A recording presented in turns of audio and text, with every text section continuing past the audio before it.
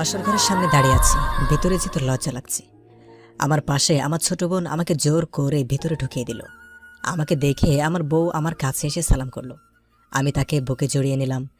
তারপর বিছানায় গিয়ে বউয়ের ঘুমটা তুলতে যাব, তখন আমার উপর পানি অনুভব করলাম।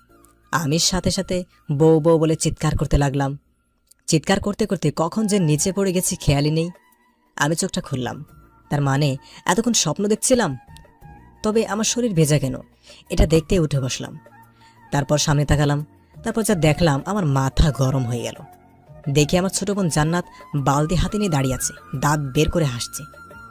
তখন খেয়াল করলাম আব্বু আম্মু আছে, আমার দিকে রাগে লুকে তাকিয়ে আছে।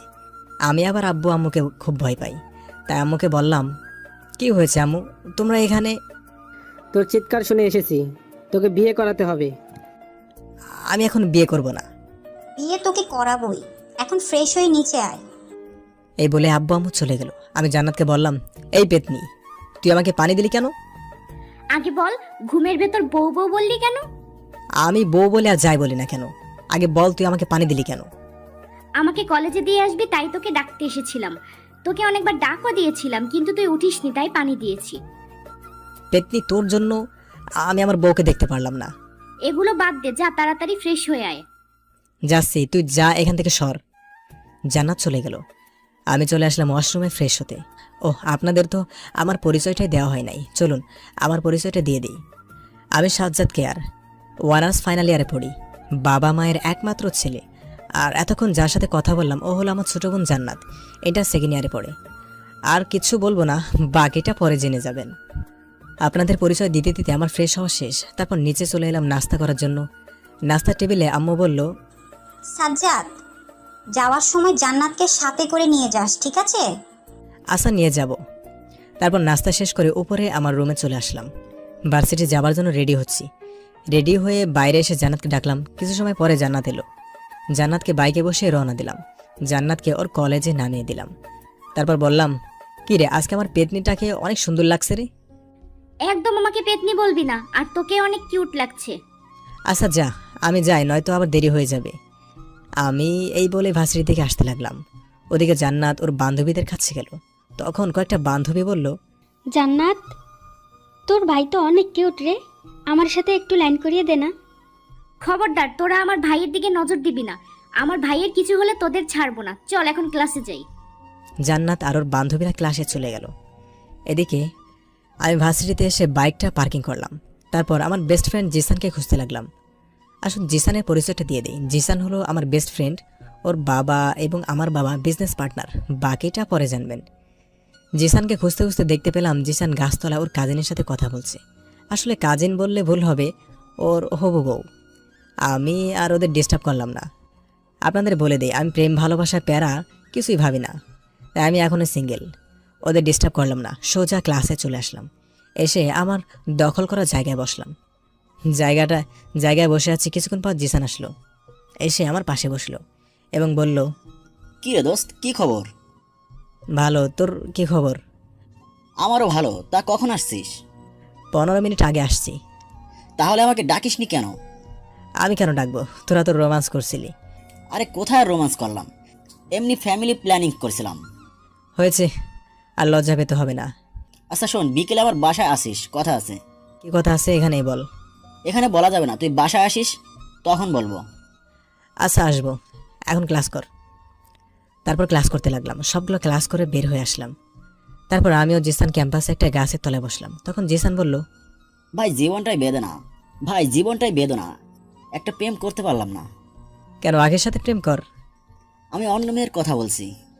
কি বললি তুই? পিছনে এমন কথা শুনে আমিও জিসান পিছনে তাকালাম। দেখি আখি দাঁড়িয়ে আছে। আখিকে দেখে জিসান তো ভয় শেষ। আখির রাগে কটমট করতে করতে জিসানে কলা ধরল এবং জিসানকে বলল, কুত্তা, কি বললি তুই? আবার বল। আমি আবার কি বললাম? আমি থাকতে অন্য মেয়ের কথা হচ্ছে?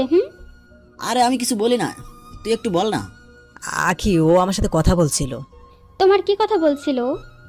আমার রিলেশনে যাওয়ার কথা বলছিল। সত্যি বলছো তুমি?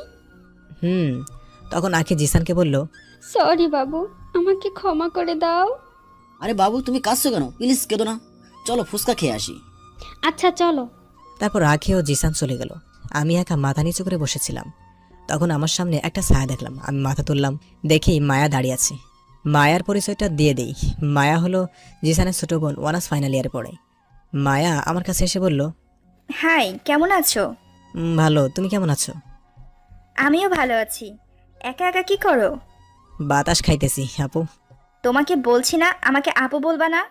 আমি তোমাকে আপুই বলবো, কি করবে তুমি? এই, তোকে ভালোভাবে বলছি, শুনিস না? এটা বলার পর আমাকে আর পাইকে এক দৌড়ে বাইকের কাছে এসে পড়েছি। তারপর সোজা বাসায় চলে আসলাম। আপনারা হয়তো ভাবছেন আমি কেন পালালাম, কারণ মায়ার যখন রাগ ওঠে তখন ও কি করে নিজেও জানে না। একবার তো আমার মাথা ফাটিয়ে দিয়েছিল। তারপর থেকে ওর রাগকে অনেক ভয় করি। রুমে এসে ফ্রেশ হলাম, তারপর দুপুরের খাবার খেয়ে রুমে এলাম। তখন ফোনটা বাজতে লাগলো। আমি ভাবলাম এখন আবার কি কল করেছি। ফোনটা হাতে নিয়ে যা দেখলাম তাতে আমি অবাকই হলাম, কারণ কলটা মায়া করেছে। তাই আমি এই কলটা রিসিভ করলাম। তখন ওপাশ থেকে মায়া বলল, এই, তোমার এতক্ষণ লাগে ফোনটা রিসিভ করতে? না, আমি ওয়াশরুমে ছিলাম। আচ্ছা, তোমাকে একটা কথা বলার আছে। বল, কি বলবে? কিভাবে বলবো ভেবে। আরে তাড়াতাড়ি বল, আমার কাজ আছে। I love you. কি বললে, আবার বলো। বলছি আমি তোমাকে ভালোবাসি। দেখো, ফাজলাম করা বাদ দাও, এখন রাখো, আমি ঘুমাবো। এবং ভাবতে লাগলাম মায়াগুলো কি বলছে। আমি জানি ও মজা করছে। এই নিয়ে আমি আর বেশি চিন্তা না করে ঘুমিয়ে পড়লাম। বিকেলে ঘুম থেকে উঠলাম, তারপর ফ্রেশ হয়ে হালকা নাস্তা করলাম। পরে আম্মুকে বলে বাইরে এলাম। তারপর সোজা চলে গেলাম জিসানদের বাসায়। কলিং বেল চাপ দিতেই আন্টি দরজা খুলে দিল এবং আমাকে দেখে বলল, আরে বাবা, কেমন আছো? ভালো, আপনি কেমন আছেন? আমিও ভালো আছি। তা বাহিরে কেন, ভেতরে আসো। আমি ভেতরে এসে ড্রয়িং রুমে বসলাম এবং বললাম, আন্টি জিসানকে তো দেখছি না, কোথাও গেছে নাকি? ওকে একটু বাজারে পাঠিয়েছি। আচ্ছা আন্টি, তাহলে জিসান আসলে ওকে ছাদে পাঠিয়ে দিবেন। আচ্ছা, যাও। আমি সোজা ছাদে চলে আসলাম। এসে ছাদের রেলিং ধরে দাঁড়িয়ে আছি। হঠাৎ কে যেন আমাকে জড়িয়ে ধরলো। আমি যখনই চিৎকার করতে যাব তার আগে আমার মুখটা বন্ধ হয়ে গেল। আমি আর কিছু বলতে পারলাম না। কিছুক্ষণ পর আমাকে ছেড়ে দিল। আমি দেখলাম এটার কেউ না, এটা মায়া। দাঁত বের করে হাসতেছে এবং বলছে, কি বাবু, তুমি এখানে কি করো? মায়া দেখো, ফাজলামি করা বাদ দাও, না হলে আমার থেকে খারাপ কেউ হবে না। আমি তোমাকে অনেক ভালোবাসি, প্লিজ আমাকে ফিরিয়ে দিও না। দেখো মায়া, এটা কখনো সম্ভব না। আমি তোমাকে ভালোবাসি না, তোমাকে সবসময় বোনের চোখে দেখে এসেছি। তো কি হয়েছে, এখন থেকে বইয়ের নজরে দেখবে? তা হবে না। আর সবচেয়ে বড় কথা হলো তুমি আমার বন্ধুর বোন। তোমার জন্য আমি ছোটবেলার বন্ধুত্ব নষ্ট করতে পারবো না। প্লিজ আমাকে ফিরিয়ে দিও না। আমি এবার রাগ ধরে রাখতে পারলাম না। মায়াকে ছাড়িয়ে নিয়ে দিলাম গালে একটা ঠাস করে মায়ের। মায়া গালে হাত দিয়ে দাঁড়িয়ে আছে, ওর চোখ টলমল করছে, তবুও আবার দাঁত বের করে হাসছে। আমি অবাক হলাম। থাপ্পড় খাওয়ার পর আবারও হাসছে। ওর হাসি দেখে আমি বললাম, তোমার লজ্জা করে না? মার খেয়ে এভাবে হাসছো? নিজের হবু স্বামীর কাছে আবার কিসের লজ্জা? একটু ভালোবাসার জন্য আবার কিসের লজ্জা? তোমার সাথে কথা বলে লাভ নেই। তখন মায়া নিচে চলে গেল। কিছুক্ষণ পর জিসান এলো এবং বলল, সরি রে, একটু লেট হয়ে গেছে। আরে তেমন কিছু না, এখন বল কি বলবি। দুদিন পর একটু আমার নানু বাড়ি যাবো রাজশাহীতে, তুই আমার সাথে যাবি? আচ্ছা, কয়টার দিকে যাবি? সকাল 9টায় ট্রেন, বুঝলি? আমি, তুই আর আখি যাবে, আর কেউ না। আচ্ছা তাহলে আমি এখন যাই। একেবারে রাতের খাবার খেয়ে যা। না রে, এখন হবে না, বাসায় ম্যানেজ করতে হবে। আচ্ছা যা, কালকে ভার্সিটি দেখা হচ্ছে। আচ্ছা। জিসানদের বাসা থেকে বের হয়ে সোজা আমার বাসায় চলে আসলাম। পরে পড়তে বসলাম। পড়তে পড়তে কখন সময় চলে গেছে টেরি পাইনি। তখন জান্নাত এসে বলল, এই বই পোকা, সারাক্ষণ শুধু পড়া পড়া পড়া না। কি জন্য এসেছিস সেটা বল। আম্মু তাকে ডিনার করার জন্য ডাকছে। যাচ্ছি, তুই এখন যা। জান্নাত কোনো কিছু না বলে নিচে চলে গেল। আমি আরো কিছুক্ষণ পরে নিচে চলে আসলাম। দেখলাম খাবার টেবিলে সবাই আমার জন্য বসে আছে। আমি বসলাম, সবাই খাওয়া শুরু করলো। খাওয়ার মাঝে আমি বলে উঠলাম, আব্বু আমি কয়েকদিনের জন্য রাজশাহী যাচ্ছি। কেন, রাজশাহী গিয়ে আবার কি করবি? জিসানের সাথে যাবো একটু ঘুরতে। আচ্ছা যাস, তবে দেখে শুনে থাকিস। আচ্ছা। এই বলে আমি খাবার রুমে চলে আসলাম। তারপর ফেসবুকে গেলাম, বন্ধু বান্ধবের সাথে কিছুক্ষণ কথা বলে ঘুমিয়ে গেলাম। সকালে জান্নাতের ডাকে ঘুম ভাগলো। ঘুম থেকে উঠে ফ্রেশ হলাম, তারপর নাস্তা করে জান্নাতকে নিয়ে বেরিয়ে পড়লাম। জান্নাতকে ওর কলেজে নামিয়ে দিয়ে আমি ভার্সিটির দিকে গেলাম। ভার্সিটিতে গিয়ে রোজকার মতো বাইক পার্কিং করে ক্লাসে চলে গেলাম। আজকের ক্লাস ভালো লাগছিল না, তাই 2টা ক্লাস করে বের হয়ে আসলাম। ক্যাম্পাসে বসে আছি একা। জিসান কিছুক্ষণ আগে চলে গেছে। তখন একটা মেয়ে এসে আমাকে বলল, হাই, আমি নেহা। আপনাকে কিছু বলার আছে। হ্যাঁ বলুন, কি বলবেন? I love you. কি? আমি তোমাকে ভাবছেন আমি মেরেছি? না, নেহাকে মেরেছে মায়া। দেখলাম নেহার ঠোঁট দিয়ে রক্ত পড়ছে এবং মায়া রাগে লুকে আমার দিকে তাকিয়ে আছে। আমার দিকে এভাবে তাকিয়ে থাকতে দেখে আমি কিছুটা ভয় পেয়ে গেলাম। নেহা উঠে মায়াকে বলল, ওই তুই আমাকে মারলি কেন? তুই ওকে প্রপোজ করছিলি কেন? আমি ওকে ভালোবাসি তাই প্রপোজ করেছি, তাতে তোর কি? এরপরে যদি তোকে ওর আশপাশে দেখি তাহলে তোর খবর আছে। তবে রে, তোকে দেখাচ্ছি মজা। এই বলাতে মেয়েগুলো আমাকে পাওয়ার জন্য দ্বিতীয় বিশ্বযুদ্ধ, এটা দেখে আমাকে আর পাইগে দিলাম এক দৌড়। বাইক নিয়ে সোজা বাসায় চলে এসেছি। এসে আমার রুমে চলে আসলাম। তারপর 15 মিনিট শাওয়ার নিলাম। তারপর দুপুরের খাবার খেয়ে নিলাম। রুমে এসে দিলাম এক ঘুম। বিকেলে উঠে মার্কেটে গেলাম। কালকে রাজশাহী যাবো তাই শপিং করতে। শপিং করে বাসায় চলে আসলাম। তারপর পড়তে বসলাম। পড়তে পড়তে খাবারের জন্য ডাক পড়লো। আমি নিচে গিয়ে খাবার খেয়ে উপরে এলাম। তারপর জামা কাপড় প্যাক করতে লাগলাম। জামা কাপড় প্যাক করে ঘুমিয়ে গেলাম। সকালে রেডি হয়ে নাস্তা করে সবার কাছ থেকে বিদায় নিয়ে রেল স্টেশনে আসলাম। এসে জিসানকে কল করলাম। ফোনটা রিসিভ করতে আমি বললাম, কিরে কোথায় তুই? আচ্ছা তাড়াতাড়ি আয়, এই বলে এই ফোনটা কেটে দিলাম। কিছুক্ষণ পর জিসান আসলো। আঁখি এসেছে, কিন্তু ওদের সাথে যে এসেছে তাকে দেখে আমি চমকে গেলাম। কারণ এ তো মায়া। এখানে ও কি করে? এসব ভাবতে ভাবতে মায়ের দিকে তাকালাম। আমার তাকানো মাত্রই মায়া চোখ টিপ দিল। তখন আমি জিসানকে বললাম, কিরে মায়া এখানে কি করে?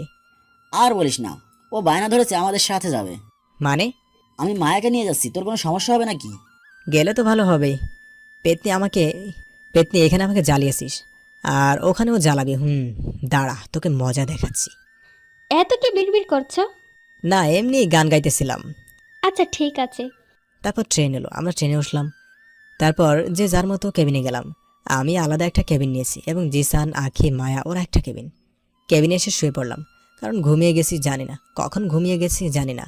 যখন চোখ খুললাম দেখি মায়া আমাকে আষ্টে পৃষ্ঠে জড়িয়ে ধরে আছে এবং ওর ঠোঁট আমার ঠোঁট এক করে রেখেছে। আমি সাথে সাথে মায়াকে দিলাম এক ধাক্কা। মায়া আমাকে ছেড়ে দিয়ে উঠে বসলো এবং বলল, তাহলে আমার বাবুটার ঘুম ভেঙেছে? আমি কারো বাবু না। আর তুমি এখানে কি করো? তোমার সাথে গল্প করতে আসছিলাম, কিন্তু এসে দেখি তুমি ঘুমিয়ে গেছো। আমারও কেমন যেন ঘুম ঘুম পাচ্ছিল, তাই আমিও ঘুমিয়ে যাই। যদি কেউ দেখে ফেলতো তাহলে কি হতো ভেবে দেখেছো? আরে কিছু হবে না। ছাড়ো আমাকে, আর এখান থেকে চলে যাও বলছি। আচ্ছা যাচ্ছি, থাকো তুমি। মায়া চলে গেল। আমি ঘুমালাম না, বসে বসে ফেসবুক চালাতে লাগলাম। কিছুক্ষণ পর আমাদের গন্তব্য মানে রাজশাহী এসে গেছে। বাইরে এসে দেখে জিসান একজন লোকের সাথে কোলাকুলি করছে, বোধ হয় ওর মামা হবে। তারপর আমরা একটা গাড়িতে উঠলাম। গাড়িতে 3টা সিট আছে। আমি ও মায়া শেষেরটাতে বসলাম। জিসানরা সামনে বসলো। তারপর গাড়ি চলতে লাগলো। অনেক সুন্দর সুন্দর জায়গা দেখলাম। হঠাৎ করে মায়া আমার হাত শক্ত করে ধরলো। আমি ছাড়াতে চেষ্টা করলাম, কিন্তু পারলাম না। অবশেষে গাড়িটা একটা বাড়ির সামনে থামলো। গাড়ি থেকে নামার আগে মায়া আমার গালে একটা কিস করলো। তারপর গাড়ি থেকে নেমে ভিতরে চলে গেলাম। আমিও জিসানের সাথে ভিতরে আসলাম। আমাকে একটা রুম দেখিয়ে দিল। আমি রুমে গেলাম। আপনাদের বলে রাখি, আমার রুম ও মায়ার রুম একসাথে। তো ফ্রেশ হয়ে দুপুরের খাবার খেলাম। তারপর রুমে এসে ঘুম দিলাম। বিকেলে মায়ার ডাকে ঘুমটা ভাঙলো। ঘুম থেকে উঠে ফ্রেশ হয়ে ছাদে গেলাম। দেখলাম ছাদে একটা মেয়ে দাঁড়িয়ে আছে। আমার আশা টের পেয়ে পিছনে তাকালো। মেয়েটি আমাকে দেখা মাত্রই জড়িয়ে ধরলো। আমি মেয়েটিকে জড়িয়ে ধরলাম। কি রে, তুই এখানে কেন?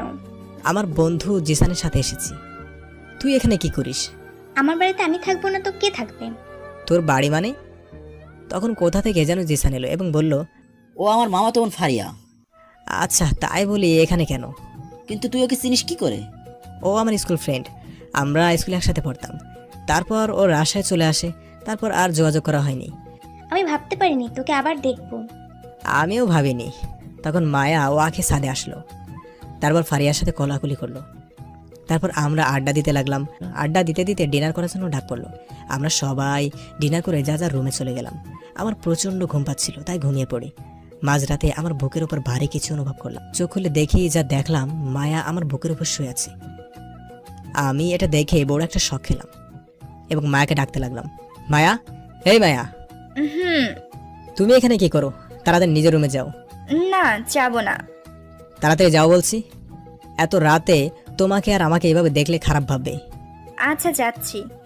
এই বলে মায়া চলে গেল। আমি ঘড়ির দিকে তাকালাম, দেখলাম রাত 2:30।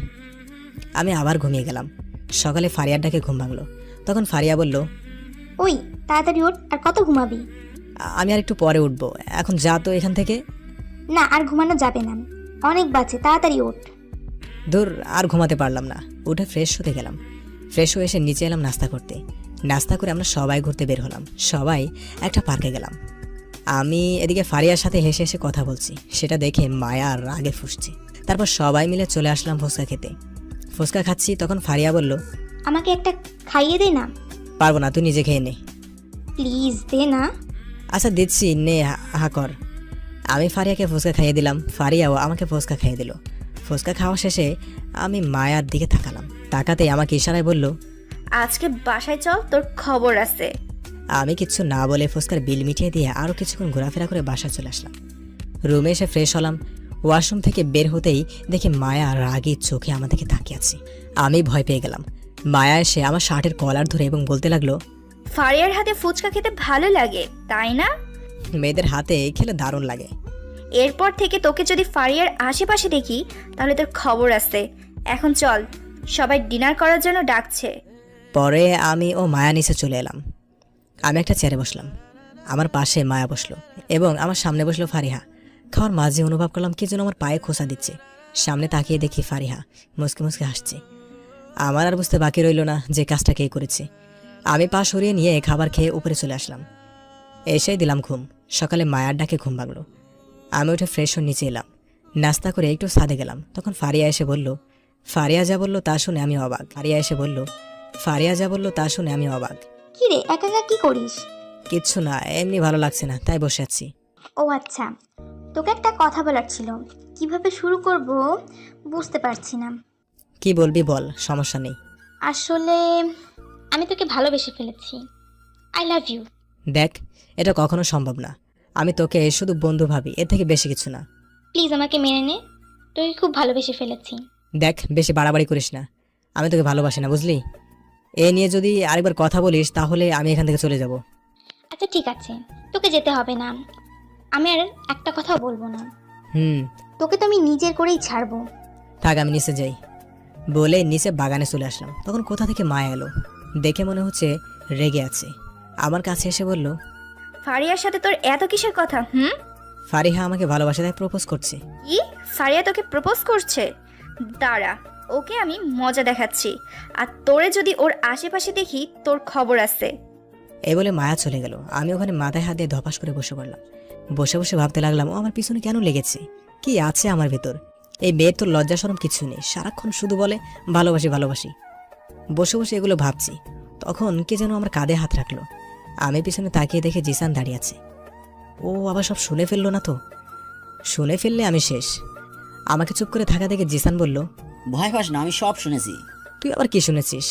তোর ও মায়ের কথা শুনেছি, চিন্তা করিস না, আমি ওকে বুঝিয়ে বলবো। এখন তুই ওকে বোঝা, আমি ওকে বোঝাতে বোঝাতে শেষ। মায়া কবে থেকে তোকে এগুলো বলা শুরু করেছে? 2 সপ্তাহ হলো। আচ্ছা চল, বাইরে থেকে একটু ঘুরে আসি। আচ্ছা চল যাই। তারপর আমিও জিসান মিলে ঘুরতে বের হলাম। আজকে নদীর পাড়ে গেলাম। নদীর কিনারে পাথরের উপর বসলাম। তখন জিসান বলতে লাগলো, জায়গাটা অনেক সুন্দর তাই না? তখন আমার ফোনটা বেজে উঠলো। আমি পকেট থেকে বের করে দেখি আম্মু ফোন করেছে। আমি ফোনটা রিসিভ করলাম। আম্মু কেমন আছো? আমি ভালো আছি, তুই কেমন আছিস? আমিও ভালো আছি। জান্নাত, আব্বু তারা কেমন আছে? ওরাও ভালো আছে। তুই আসবি কবে? এই তো কয়েকদিন পর আসবো। আচ্ছা, এখানে জান্নাত তোর সাথে কথা বলবে? আচ্ছা দাও দেখি কি বলে। আম্মু জান্নাতের কাছে ফোনটা দিল এবং জান্নাত বলতে লাগলো, ভাইয়া কেমন আছিস? ভালো, তুই কেমন আছিস? আমি ভালো নেই, তুই বাসায় নেই, একা একা লাগে। আচ্ছা, আমি তাড়াতাড়ি আসার চেষ্টা করব, ঠিক আছে? আচ্ছা ঠিক আছে, বাই ভাইয়া। বাই। ফোনটা কেটে দিলাম। আম্মুর সাথে কথা বললাম। ওখানে আরও কিছুক্ষণ থেকে আমরা জিসানের নানুর বাসায় চলে আসলাম। তারপর ফ্রেশ হয়ে দুপুরের খাবার খেয়ে রুমে এসে দিলাম একটা ঘুম। বিকেলে ঘুম ভাঙলো। যখন উঠতে যাব তখন দেখলাম মায়া আমার বুকের উপর ঘুমিয়ে আছে। আমি সাথে সাথে লাফ দিলাম। লাফ দেওয়ার কারণে মায়ার ঘুম ভেঙে যায়। রাগে লোকে আমার দিকে তাকিয়ে আছে, মনে হচ্ছে এখনই আমাকে কাঁচা গিলে খাবে। তখন আমি মায়াকে বললাম, তুমি আমার রুমে কি করো? তোমার সাথে গল্প করতে আসছিলাম, দেখলাম তুমি ঘুমাচ্ছ, তাই আমিও তোমার সাথে শুয়ে পড়ি। যদি কিছু একটা হয়ে যেত তাহলে কি হতো বলো তো? তোমার সাথেই তো হতো, আর কারোর সাথে না। আমাকে কি একটুও ভালোবাসা যায় না? দেখো মায়া, আমি তোমাকে আগেও বলেছি, আর এক কথা আমি একবার বলি, আশা করি তুমি জানো। আমি তোমার কাছে কিছু চাই না, শুধু আমাকে একটু ভালোবাসো, তাতেই হবে। তুমি যাও, আমি পরে তোমার সাথে কথা বলবো।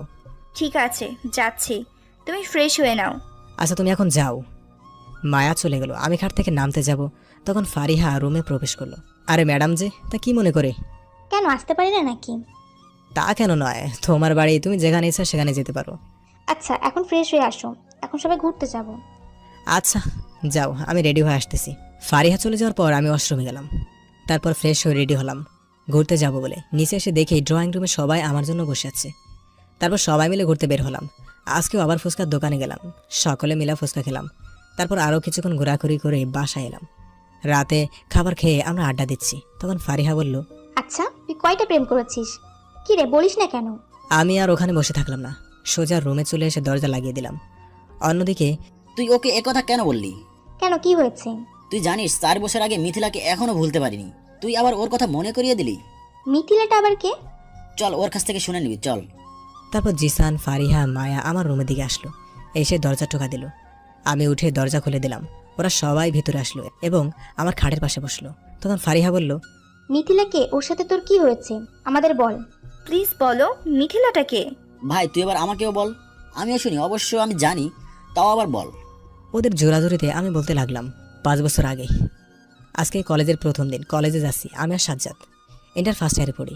আজকে কলেজের প্রথম দিন, আমি এবং আমার বন্ধু পিয়াস এসেছি কলেজের মাঠে বসে আছি, আমিও পিয়াস। তখন পিয়াস বলল, আসলে আমি যে কলেজে ভর্তি হয়েছি এই পুরো কলেজের পাওয়ার আমার হাতে, তাই আমি যা খুশি করতে পারি। সবাই আমাকে দেখে ভয় পায়। মাঠের ভেতর বসে বসে পিয়াসের কথা বলতেছি, তখন কে যেন একটা মেলি কণ্ঠে পেছন থেকে বলল, এখানে ইন্টার ফার্স্ট ইয়ারের রুম কোনটা? তাই আমি পেছনে তাকালাম, যা দেখলাম আমি তো পুরো অবাক। কারণ আমার সামনে মনে হয় একটা পরী দাঁড়িয়ে আছে। আমি একভাবে ওর দিকে তাকিয়েছিলাম। মেয়েটি আবার বলল, হ্যালো, এভাবে কি দেখছেন? মেয়েটির কথায় আমার ধ্যান ভাঙলো। তখন আমি বললাম, হ্যাঁ কি যেন বলছিলেন? বলছি এখানে ইন্টার ফার্স্ট ইয়ারের রুম কোনটা? আমার সাথে আসুন। তারপর আমরা ক্লাসে গেলাম। আমি আমার মতো বসলাম, মেয়েটি ওর মতো বসলো। কিছুক্ষণ পর স্যার ক্লাসে আসলো এবং একে একে সবার পরিচয় নিল। তারপর সবগুলো ক্লাস করে বের হয়ে আসলাম। তখন কে যেন আমাকে ডাক দিল। আমি পিছনে ঘুরে দেখি সেই মেয়েটি আমার কাছে এলো এবং বলল, হাই, আমি মিথিলা। তুমি? আমি সাজ্জাদ। আচ্ছা, আমরা কি ফ্রেন্ড হতে পারি? ওকে ফ্রেন্ড। তাহলে তুমি করে বলতে হবে। আচ্ছা ঠিক আছে, চলো না কোথাও ঘুরে আসি। আচ্ছা চলো। তারপর আমি ও মিথিলা ঘুরতে বের হলাম। কাছে একটা পার্কে গেলাম। কিছুক্ষণ ঘুরে যে যার বাসায় চলে গেলাম। বাসায় এসে কলিং বেল চাপলাম। মামি দরজা খুলে দিল এবং বলল, আজকে কলেজ কেমন কাটলো? অনেক ভালো। আচ্ছা যা, ফ্রেশ হয়ে আয়, আমি খাবার রেডি করছি। আচ্ছা আসছি বলে রুমে চলে আসলাম। আসলে আমি মামার বাড়িতে থাকি, কলেজের জন্য এখানে এসেছি। ফ্রেশ হয়ে নিচে এলাম, এসে খাবার খেলাম। তারপর রুমে এসে দিলাম এক ঘুম। বিকেলে ঘুম থেকে উঠে একটু ছাদে গেলাম এবং মিথিলার কথা ভাবতে লাগলাম। ভাবছি কয়েকদিন পর ওকে প্রপোজ করব। তারপর আরও কিছুক্ষণ ছাদে থেকে রুমে চলে আসলাম। পড়তে পড়তে নিচে ডিনার করার জন্য ডাক পড়লো। আমি নিচে গেলাম খাবার জন্য। খাবার মাঝে মামা বলল, তা আজকে তো কলেজের প্রথম দিন, কেমন কাটলো? অনেক ভালো কেটেছে। ঠিক আছে। তারপর আর কিচ্ছু বললাম না, খাবার খেয়ে রুমে চলে আসলাম। তারপর ঘুমিয়ে গেলাম। সকালে ঘুম থেকে উঠে কলেজে গেলাম। কলেজে গেট দিয়ে ঢুকবো, তখন মিথিলা আমাকে ডাক দিল। আমি ওর কাছে গিয়ে বললাম, মিথিলা কেমন আছো? আমি ভালো আছি, তুমি কেমন আছো? আমিও ভালো আছি, চলো ক্লাসে যাই। তারপর আমরা ক্লাসে চলে গেলাম। ক্লাস করে আমরা ক্যাম্পাসে বসলাম। কিছুক্ষণ গল্প করে যার বাসা চলে আসলাম। এইভাবে কেটে গেল 1 মাস। এদিকে আমি মায়ার প্রতি দিন দিন দুর্বল হয়ে পড়েছি। তবে আমাদের বন্ধুত্ব এই কয়েকদিনে অনেক শক্ত হয়েছে। তাই ভাবছি আজকে মিথিলাকে প্রপোজ করব। যেই ভাবা সেই কাজ। তাড়াতাড়ি করে কলেজে গেলাম। কলেজে যাওয়ার আগে একটা গোলাপ ফুল কিনলাম। তারপর কলেজ গেটের কাছে মিথিলার জন্য অপেক্ষা করতে লাগলাম। অনেকক্ষণ ধরে অপেক্ষা করছি, কিন্তু মিথিলা আসছে না। কিছুক্ষণ পর মিথিলা আসলো, কিন্তু ওর সাথে একটা ছেলে এসেছে। ওরা হাত ধরে হাঁটাহাঁটি করছে। মিথিলা আমাকে দেখে আমার কাছে আসলো, এসে বলল, কি ব্যাপার, আজ এত তাড়াতাড়ি আসলে? না একটা কাজ ছিল তাই আর কি। ও যে হৃদে, আমার বিয়ে প্লাস হবু বর। কথাটা শুনে থ হয়ে গেলাম। বুকের ভেতরটা মোচড় দিয়ে উঠল। কোথাও হারিয়ে গেলে তুমি? না কিছু না, শুনো আমার একটা কাজ আছে, আমাকে এখন যেতে হবে। আচ্ছা যাও। তারপর আমি সোজা নদীর পাড়ে চলে আসলাম। আমি কষ্ট পেলে এখানে আসি। অনেকক্ষণ বসে থাকলাম। তারপর নিজেকে ঠিক করলাম, আমার মিথিলাকে বলতে হবে। তারপর বাসায় চলে আসলাম। বাসায় এসে আবার আগের মতো হলাম। রুমে গিয়ে দিলাম ঘুম। অবশ্য মামি দুপুরের খাবার খাওয়ার জন্য ডেকেছে, আমি না করে দিয়েছি। মিথিলার কথা ভাবতে ভাবতে কখন ঘুমিয়ে গেছি মনে নেই। ঘুম ভাঙল সন্ধ্যা 7টার সময়। ফ্রেশ হয়ে হালকা নাস্তা করলাম। তারপর একটু পিয়াসকে কল করে আমার বাসায় আসতে বললাম। কিছুক্ষণ পর পিয়াস এলো। তারপর আমিও পিয়াস একটু আড্ডা দিতে বের হলাম। আমি এভাবে মনমারা থাকা দেখে পিয়াস বলল, কি রে আজকে এত চুপচাপ আছিস কেন? মন খারাপ নাকি? কি হয়েছে আমাকে বল। আরে তেমন কিছু না, এমনি মন খারাপ। তুই আমাকে বলবি না? কি হয়েছে বল আমাকে। আচ্ছা তাহলে শোন, মিথিলার সাথে হওয়া সব ঘটনা খুলে বললাম। তুই এখন কি করবি ভাবছিস? আমি আর ওদের মাঝখানে যাব না। মিথিলা ভালো থাকে এটা আমি চাই। তাই বলে এভাবে থাকবি? আমি আবার আগের মতোই হব, এভাবে আর থাকবো না। ঠিক আছে চল তাহলে এখন বাসায় যাই। তারপর আমি বাসায় চলে আসলাম। এসে খাবার খেয়ে ঘুমিয়ে পড়লাম। 1 সপ্তাহ আর কলেজে গেলাম না, সারাক্ষণ শুধু রুমে বসে আছি। আজকে কলেজে যাবো তাই রেডি হচ্ছি। রেডি হয়ে নাস্তা করে কলেজে গেলাম। আমাকে দেখে মিথিলা আমার কাছে আসতে লাগলো। আমি ওর দিকে না তাকিয়ে সোজা ক্লাসে চলে আসলাম। সবগুলো ক্লাস করে বের হলাম বাসায় যাবার জন্য। তখন হঠাৎ মিথিলা আমার পথ আটকে দাঁড়ালো। আমি পাশ কাটিয়ে চলে আসবো, তখন আমার হাতটা শক্ত করে চেপে ধরে একটা নির্জন জায়গা নিয়ে আসলো। আমি মিথিলাকে বলতে লাগলাম, কি ব্যাপার, তুমি আমাকে এভাবে নিয়ে এলে কেন? আগে বল, তুই এতদিন কলেজে আসিসনি কেন? এমনি আমার শরীর ভালো না তাই। জ্বর এসেছিল নাকি? আরে তেমন কিছু না, বলো আমাকে কেন ডেকেছো? তুমি এমন করছো কেন? আগে তেমন করতে না। মানুষ সবসময় একরকম থাকে না, সময়ের সাথে তাকে পাল্টাতে হয়। আজকে তোমাকে একটা কথা বলার জন্য ডেকেছি। কি বলবে তাড়াতাড়ি বলো, আমার কাজ আছে। শোনো, এখন থেকে রোজ কলেজে আসবে এবং ভুলেও কোনো মেয়ের দিকে তাকাবে না। এইটুকু বলার জন্য ডেকেছিলে? বলতে তো চাই অনেক কিছু, কিন্তু বলতে পারি না। আচ্ছা থাকো, আমি আসি, আমার কাজ আছে। এই বলে চলে আসলাম। আর কারো মায়া জড়াতে চাই না। বাসায় এসে ফ্রেশ হলাম। তারপর দুপুরে খাবার খেলাম। তারপর রুমে এলাম, এসে বিছানায় গাটা এলিয়ে দিলাম। কিন্তু ঘুম আমার ছুটি নিয়েছে, তাই একটু ফেসবুকে গেলাম। বন্ধু বান্ধবদের সাথে কিছুক্ষণ কথা বললাম। ফ্রি ফায়ার খেলতে শুরু করলাম। খেলতে খেলতে কখন বিকেল হয়ে গেছে জানি না, তাই ফ্রেশ হয়ে বাসা থেকে বের হলাম। মাঠের দিকে গেলাম। মাঠে এসে কিছুক্ষণ খেলাধুলা করলাম। তারপর আমিও পিয়াস চলে গেলাম আড্ডা দিতে। আড্ডা দিতে দিতে কখন রাত 9টা বেজে গেছে খেয়াল ছিল না, তাই তাড়াতাড়ি বাসায় চলে আসলাম। বাসায় এসে সকালে একসাথে ডিনার করলাম। তারপর আমার রুমে এসে ঘুমিয়ে গেলাম। পরের দিন সকালে কলেজে গেলাম। আজকেও মিথিলা কিছু বলতে এসেছিল, তবে আমি ওর সাথে কথা বলিনি, ওকে এড়িয়ে চলার চেষ্টা করি। এখন একদিন আমিও পিয়াস কফি শপে গেছিলাম কফি খেতে। আমি আর পিয়াস বসে বসে গল্প করছিলাম। কালকে একটা ম্যাচ আছে, তোকে আসতে হবে কিন্তু। আচ্ছা আসবো, কখন আসতে হবে? বিকেলের দিকে আসিস। আচ্ছা। এসব নানা বিষয় নিয়ে কথা বলছি, তখন চোখ গেল পাশের একটা টেবিলে। দেখলাম মিথিলা ও অভি একসাথে কফি খাচ্ছে। আমি ওদের দেখলেও ওরা আমাকে দেখেনি। তারপর দেখলাম অভি কোনো একটা কাজে চলে গেল, কিন্তু মিথিলা বসে বসে কফি খাচ্ছে। আরও কিছুক্ষণ ওখানে থেকে বের হলাম। এভাবে 1 সপ্তাহ কেটে গেল। এখনও মিথিলা আমার সাথে কথা বলার চেষ্টা করে, বাট আমি কথা বলি না। একদিন আমি নদীর পাড়ে বসেছিলাম, তখন একজন আমাকে ডাক দিল। আমি তার দিকে তাকিয়ে দেখি এটা আর কেউ না, অভি আমার কাছে আসছে। অভি আমার কাছে এসে বলল, ভাইয়া আপনি কিন্তু কাজটা ঠিক করছেন না। আমি আবার কি করলাম যে কাজটা ঠিক হচ্ছে না? মিথিলা আপনাকে খুব ভালোবাসে, আর আপনি কিনা ওর সাথে কথাই বলেন না। কি মিথিলা আমাকে ভালোবাসে? ওর তো আপনার সাথে বিয়ে ঠিক হয়েছে। ওগুলো সব নাটক ছিল।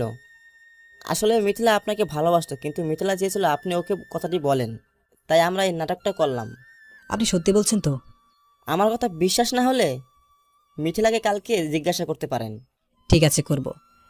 এখন আমি বাসায় যাই, আমার কাজ আছে। তারপর বাসায় চলে আসলাম। আজকে আমি খুব খুশি যে মিথিলা আমাকে ভালোবাসে। পরের দিন কলেজে গেলাম, গিয়ে মিথিলাকে খুঁজতে লাগলাম। অবশেষে ওকে পেয়ে গেলাম, তাই আমি ওকে ডাক দিলাম, মিথিলা শুনছো?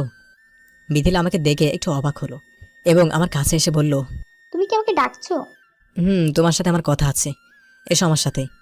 তারপর সোজা মিথিলাকে জড়িয়ে ধরে বললাম, তুমি আমাকে ভালোবাসো বলনি কেন? আমি ওটা তোমার মুখ থেকে শুনতে চেয়েছিলাম তাই। তাহলে আমার সাথে ওই মিথ্যা নাটক করার দরকার ছিল কি? সরি, আর এমন করবো না। এবার আসল কথা বলো। I love you Mithila, I love you too. বলে আমাকে জড়িয়ে ধরল। আমিও জড়িয়ে ধরলাম। যাই হোক, গেলাম রিলেশনে। আমাদের দুষ্টামি খুনসুটি দিয়ে কেটে গেল 1 বছর। এই 1 বছরে আমাদের ভালোবাসা আরও গভীর হলো। এভাবেই চলছে।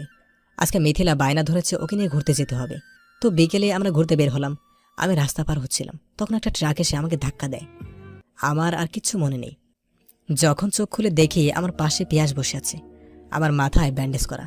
আমাকে ওঠা দেখে পিয়াস বলল, এখন তোর শরীর কেমন লাগছে? ভালো। মিথিলা কোথায় রে? পিয়াস চুপ করে মাথা নিচু করে আছে। আমি আবার বললাম, মিথিলা কোথায়? মিথিলা আর নেই। মিথিলা নেই মানে? কি হয়েছে মিথিলার? সেদিন তুই যখন ট্রাকের সাথে ধাক্কা খেতে যাবি, তখন মিথিলা তোকে ধাক্কা দিয়ে সরিয়ে দেয়। তারপর ট্রাকটা ওর উপর দিয়ে চলে যায়, তখন মিথিলা ওইখানেই মারা যায়। এটা শোনার পর আর আমার কিছু মনে নেই। এদিকে পিয়াস ডাক্তারকে ডাকছিল। ডাক্তার এসে আমাকে চেক করে দেখে গেল। এভাবে 7 দিন আমি অচেতন ছিলাম। জ্ঞান ফিরতে মিথিলার কথা মনে পড়তেই আবার অজ্ঞান হয়ে যেতাম। 7 দিন পর আমি কিছুটা স্বাভাবিক হই। তারপর আমি বাড়িতে চলে আসি। এখানে এসে এখানকার কলেজে ভর্তি হই। তবে মিথিলার কথা ভেবে রাতে চোখের জল ফেলতাম। এই ছিল আমার অতীত। এখন বর্তমানে আসি। কথাগুলো বলে সামনে তাকালাম, দেখলাম সবার চোখে পানি। তখন ফারিহা আমাকে বলল, তোর সাথে এত কিছু হয়ে গেছে আর আমরা কিছুই জানি না। হুম। শুনো, এখন থেকে আর কাঁদবে না, সব কিছু নতুন করে শুরু করো। এই তোরা এখন চল, ওকে এখন ঘুমাতে দে। ওরা চলে গেল, আমি ঘুমিয়ে গেলাম। পরের দিন সকালে ঘুম থেকে উঠে ছাদে গেলাম। ছাদে গিয়ে মিথিলার কথা ভাবছিলাম। তখন পেছন থেকে কে যেন বলে উঠল, মিথিলার কথা ভাবছো? আমি অবাক হয়ে পিছনে তাকালাম, দেখলাম মায়া দাঁড়িয়ে আছে। আমি কিচ্ছু বললাম না, চুপচাপ দাঁড়িয়ে আকাশ দেখতে লাগলাম। তখন মায়া আমার পাশে এসে বলল, খুব ভালোবাসতে না মিথিলাকে? দেখো, মিথিলাকে যা ভালোবাসতে তার 1 ভাগ আমাকে দিলেই হবে। এর থেকে বেশি কিছু আমি আর চাই না। মায়া, তুমি সেটা ভালো করে জানো এটা আমি কখনো করব না, তাই প্লিজ আমাকে বিরক্ত করো না। বিরক্ত তো তোমাকেই করব, আমাকে তোমার ভালোবাসতেই হবে। থাক, আমি নিচে চলে গেলাম। এই বলে নিচে আসতে যাব, তখন মায়া আমার হাত দেয়ালের সাথে ঠেসে ধরলো, বলল, আমাকে তোর ভালোবাসতেই হবে, না হলে তোর খবর আছে। আমার ঠোঁটে ও ঠোঁট চেপে ধরলো। 5 মিনিট পর মায়া ছেড়ে দিল এবং বলতে লাগলো, ফারিয়ার সাথে যেন কথা বলতে না দেখি, যদি দেখি তোমার খবর আছে। আমি কিচ্ছু বললাম না, চুপচাপ নিচে চলে আসলাম। এসে সকালে একসাথে নাস্তা করলাম। তারপর আমি, জিসান, আখি, ফারিহা, মায়া 5 জন ঘুরতে বের হলাম। ঘোরার সময় সবসময় মায়া আমার পাশে ছিল, ফারিহাকে পাশে ঘেঁষতে দেয়নি। শেষে আমরা ঘোরাফেরা করে বাসায় আসলাম। কালকে চলে যাব, তাই সবার সাথে অনেকক্ষণ গল্প করলাম। তারপর রুমে এসে কাপড় চোপড় গুছিয়ে নিয়ে ঘুমিয়ে গেলাম। পরের দিন সকালে আমরা সকলে বিদায় নিয়ে চলে আসলাম। রেল স্টেশনে এসেও ট্রেনে উঠলাম। সিরাজগঞ্জ এসে ট্রেন থামলো। আমরা জিসানদে থেকে বিদায় নিয়ে আমি বাসায় চলে আসলাম। বাসায় এসে কলিং বেল চাপলাম। আম্মু দরজা খুলে দিল। আমি আম্মুকে জড়িয়ে ধরলাম এবং বলতে লাগলাম, আম্মু কেমন আছো? এতদিন ভালো ছিলাম না, এখন অনেক ভালো আছি। যা তাড়াতাড়ি ফ্রেশ হয়ে আয়। আচ্ছা আসছি বলে আমার রুমে চলে আসলাম। ফ্রেশ হয়ে নিচে এলাম। জান্নাত আমাকে দেখেই জড়িয়ে দিল। কি রে, কেমন আছিস? তোকে ছাড়া আমি ভালো নেই। আচ্ছা চল, এখন খাবার খাবি। তারপর আমি ও জান্নাত দুপুরের খাবার খেলাম। তারপর রুমে এসে শুয়ে পড়লাম। শরীরটা খুব ক্লান্ত লাগছিল, তাই তাড়াতাড়ি ঘুম চলে এলো। ঘুম ভাঙলো রাত 8টায়। ঘুম থেকে উঠে রাতে ডিনার করলাম। তারপর রুমে এসে ফেসবুক চালিয়ে ঘুমিয়ে পড়লাম। সকালে জান্নাতের ডাকে ঘুম ভাঙে। ঘুম থেকে উঠে ফ্রেশ হলাম। তারপর নাস্তা করে জান্নাতকে নিয়ে বেরিয়ে পড়লাম। জান্নাতকে কলেজে নামিয়ে দিয়ে আমি ভার্সিটিতে গেলাম। বাইকটা পার্কিং করে জিসানের কাছে গেলাম। কিরে, কেমন আছিস? আমি ভালো আছি, তুই কেমন আছিস? আমিও ভালো আছি। এভাবে কিছুক্ষণ আড্ডা দিয়ে আমরা ক্লাসে চলে এলাম। আজকে আবার ক্লাস করতে মন চাইলো না, তাই 2টা ক্লাস করে বের হয়ে আসলাম। তারপর আমি, জিসান, আখি ক্যাম্পাসে চলে এলাম। ক্যাম্পাসে আমরা 3 জন বসে গল্প করছিলাম। তখন মায়া এলো, আমার পাশে বসলো এবং আমাকে বলল, কেমন আছো তুমি? ভালো আছি, তুমি কেমন আছো? আগে ভালো ছিলাম না, এখন ভালো আছি। তারপর আমরা 4 জন মিলে আড্ডা দিতে লাগলাম। তারপর আড্ডা দিয়ে যে যার মতো বাসায় চলে গেলাম। বাসায় এসে ফ্রেশ হয়ে নিচে এলাম। খাবার খেতে খাবার রুমে এলাম। তখন ফোনটা বাজতে লাগলো। আমি ফোনের দিকে তাকিয়ে দেখি মায়া কল করেছে। আমি ফোনটা রিসিভ করলাম না। পরে আবার ফোন দিতে থাকলো। এবার কেটে দিয়ে ঘুমিয়ে গেলাম। বিকেলে ঘুম থেকে উঠলাম, তখন জিসান ফোন দিল। আমি কলটা রিসিভ করলাম। তখন ওপাশ থেকে জিসান বলতে লাগলো, কোথায় তুই? আমি বাসায় আছি। কেন? তুই তাড়াতাড়ি আমার বাসায় আয়। আচ্ছা আমি আসতেছি, তুই অপেক্ষা কর। তাড়াতাড়ি আয়। কলটা কেটে দিল। আমি ফ্রেশ হয়ে জিসানদের বাসার উদ্দেশ্যে রওনা দিলাম এবং ভাবতে লাগলাম, জিসান এত তাড়াতাড়ি ফোন দিয়ে ওর বাসায় যেতে বললো কেন? গিয়ে দেখি কি হয়। এসব ভাবতে ভাবতে জিসানদের বাসায় চলে আসলাম। কলিং বেল বাজাতেই মায়া দরজা খুলে দিল এবং বলল, ভেতরে এসো। আমি ভেতরে এসে দেখে জিসান, আখি, আঙ্কেল সবাই বসে আছে। আমিও তাদের কাছে গেলাম। তাদের কাছে যেতেই আঙ্কেল আমাকে বলল, আরে দাঁড়িয়ে আছে কেন, বস। আমি সোফায় বসে পড়লাম। তখন আঙ্কেল বলল, তা বাবা, তোমার পড়াশোনা কেমন চলছে? এই তো আঙ্কেল, ভালো। আচ্ছা, তা তোমাকে যে কারণে ডেকে পাঠিয়েছি কিভাবে যে বলি? কি বলবেন বলতে পারেন, সমস্যা নেই। তুমি তো জানো মায়ের পড়াশোনার ব্যাপারটা। জানি তো। তাই আমি বলছিলাম কি, তুমি আজকে থেকে ওকে একটু গণিতটা বুঝিয়ে দিবে। মানে? আরে দাঁড়ালে কেন, বসে পড়ো এবং মায়াকে আজকে থেকে একটু গণিতটা বুঝিয়ে দেবে। ঠিক আছে আঙ্কেল। আশা করি তোমার সমস্যা হবে না। না আন্টি, কোনো সমস্যা হবে না। সমস্যা হবে না, অনেক বড় সমস্যা হবে। এখন তো ভালোবাসি ভালোবাসি বলে জ্বালিয়ে খাবে। মনে মনে বললাম, ঠিক আছে? তাহলে আজকে আমি আসি, কালকে থেকে ওকে পড়িয়ে যাব। আরে এখন যাচ্ছ কেন? নাস্তা করে যাও। না আঙ্কেল, এখন সময় হবে না, কালকে আসবো। এই বলে ওখান থেকে চলে আসলাম। রাস্তা দিয়ে হাঁটছি এবং ভাবছি, মায়া আমার সাথে এমন করতেছে কেন? ও যে আমাকে ভালোবাসে এটা আমি জানি। আমিও কেমন যেন ওর পাগলামিগুলোকে ভালোবেসে ফেলেছি। না, এটা করলে হবে না। আমি আঙ্কেল, আন্টি, আব্বু, আম্মু, জিসান এদের মনে কষ্ট দিতে পারবো না। যেভাবে হোক মায়াকে বোঝাতে হবে। এগুলো কখনো হবে না, কেউ মেনে নেবে না। এসব ভাবতে ভাবতে বাসায় চলে আসলাম। এসে কলিং বেল চাপলাম। জান্নাত দরজা খুলে দিল। আসার সময় জান্নাতের জন্য ফুচকা এনেছিলাম, সেটা জান্নাতকে দিলাম এবং আমার রুমে গেলাম, গিয়ে ফ্রেশ হলাম। তারপর পড়তে বসলাম। পড়তেছি তখন কি যেন আমাকে কল করলো। ফোনের দিকে তাকিয়ে দেখি মায়া কল করেছে। আমি আবার কলটা রিসিভ করলাম। ওপাশ থেকে মায়া বলতে লাগলো, আমার বাবু কি করে? দেখো মায়া, আমি তোমাকে লাস্টবার বলছি, তুমি সব বলা বাদ দাও এবং ফোনটা রাখো। তোমার সাথে আমার কথা আছে। কি বলবে তাড়াতাড়ি বলো। I love you. ধুর, তুমি আমাকে আর কল দিবে না। এই বলে ফোনটা কেটে দিলাম এবং আবার পড়ায় মনোযোগ দিলাম। পড়তে পড়তে কখন রাত 10টা বেজে গেছে খেয়াল নেই। জান্নাত এসে খাবার জন্য ডেকে নিয়ে গেল। আমি খাবার টেবিলে গিয়ে দেখি সবাই আমার জন্য অপেক্ষা করছে। আমিও সবার সাথেই খেতে বসলাম। খাওয়া দাওয়া শেষ করে আমি আমার রুমে চলে আসলাম। রুমে এসে ঘুমিয়ে পড়লাম। পরের দিন শুক্রবার ছিল, তাই আরামে ঘুমাচ্ছিলাম, কিন্তু আমার বুকের উপর ভারী কিছু অনুভব করলাম। শ্বাস নিতে কষ্ট হচ্ছিল। আমি চোখ খুলে বুকের দিকে তাকিয়ে দেখি মায়া আমার বুকে মাথা রেখে জড়িয়ে ধরে ঘুমিয়ে আছে। আমি ভাবলাম, মায়া এখানে কি করে আসলো? তখন আমি মায়াকে ডাক দিলাম। মায়া ঘুম থেকে উঠে বলল, তাহলে মহারাজ, আপনার ঘুম ভেঙেছে? তুমি এখানে কি করো? হ্যাঁ, আর আমার রুমে কখন আসলে? এসেছি তো সকালে তোমাকে ডাকতে, তা দেখি তুমি ঘুমাচ্ছ। যদি কেউ দেখে ফেলতো তাহলে কি হতো? কিছু হতো না, এখন তাড়াতাড়ি নিচে এসো। এই বলে মায়া চলে গেল। আমি ফ্রেশ হতে গেলাম। ফ্রেশ হয়ে নিচে আসলাম। নিচে এসে তো আমি আরও অবাক। জিসান, আখি, আঙ্কেল, আন্টি, মায়া বসে বসে আব্বুর সাথে গল্প করছে এবং সবাই আমাকে দেখে মুসকে মুসকে হাসছে। আমি তাদের গিয়ে বললাম, আপনারা কখন আসলেন? এই তো কিছুক্ষণ আগে এসেছি। ও, তারপর আমরা সকলে একসাথে নাস্তা করলাম। নাস্তা করে আমি আমার রুমে চলে আসলাম। এসে শুয়ে পড়লাম। কিছুক্ষণ পর মায়া এলো আমার রুমে। এসে সোজা আমার বুকে শুয়ে পড়লো এবং আমি মায়াকে সরিয়ে বললাম, তুমি কোন সাহসে আমার বুকের উপর শুলে? তোমার বুকে শুয়ে থাকার অধিকার আছে। কোন অধিকারে তুমি আমার বুকে শুয়ে থাকবে? কারণ আমি তোমার বউ হব, তাই। আইসে আমার বউ হতে, তোমাকে বিয়ে করব না। তোমাদের কিছু করতে হবে না, যা করার আমি করব। তোমরা সবাই শুধু আমাকে হেল্প করবে। ঠিক আছে। তাহলে এখন বলো আমাদের কি করতে হবে? তোমরা ওকে শুধু আমার কাছে রাখবে, আমি নিজেই ওকে আমার ভালোবাসা দিয়ে মন জয় করে দেব। তাহলে তাড়াতাড়ি কর, আমাদের তো আবার তোদের বিয়ে দিতে হবে। সাজ্জাদ যেন এই কথা না জানতে পারে, ঠিক আছে? থাক, ভাবি আর লজ্জা পেতে হবে না। আচ্ছা, তুমি যা বলবে তাই হবে। মায়া তো মনে মনে অনেক খুশি, কারণ সবাই রাজি। এখন শুধু সাজ্জাদকে রাজি করাতে হবে। এদিকে আমি বাইরে এসে কিছুক্ষণ আড্ডা দিলাম। তারপর বাসায় চলে আসলাম। এসে দেখি সবাই গল্প করছে। আমাকে দেখে আব্বু বলল, সারাদিন শুধু ঘোরাফেরা করিস, এবার আমার সাথে অফিসে যেতেও তো পারিস। কয়েকদিন পর থেকে যাব। তারপর সোজা রুমে চলে আসলাম। এসে ফ্রেশ হতে গেলাম। ওয়াশরুম থেকে বের হয়ে দেখি মায়া টাওয়াল হাতে দাঁড়িয়ে আছে। আমি বের হতে আমাকে টাওয়ালটা দিল। তারপর নিচে আসতে যাব, তখন মায়া আমাকে এক ধাক্কায় বিছানায় ফেলে দিল। তারপর ওর ঠোঁট ও আমার ঠোঁট একসাথে চেপে ধরলো। আমি অনেক ছাড়ানোর চেষ্টা করলাম, কিন্তু পারলাম না। টানা 10 মিনিট পর ছেড়ে দিল। আমি হাঁপাতে লাগলাম। আমার এই অবস্থা দেখে মায়া হাসতে লাগলো। এবার আমি প্রচণ্ড রেগে গেলাম। তারপর মায়াকে বললাম, এই তুমি এসব কি শুরু করছো? কেন? তোমাকে আদর করলাম। লাগবে না তোমার আদর, আমার কাছে আসবে না। আমি অন্য একজনকে ভালোবাসি। ভাবলাম এটা দিয়ে কাজ হবে, কিন্তু না, উল্টো কাজ করতেছে। কি বললে তুমি? আবার বলো তো। আমি একজনকে ভালোবাসি। কি? আমাকে রেখে অন্য মেয়েকে ভালোবাসো? দাঁড়াও, দেখাচ্ছি মজা। এই বলে আমাকে মারতে শুরু করলো। হে কি WWE এর মারামারি।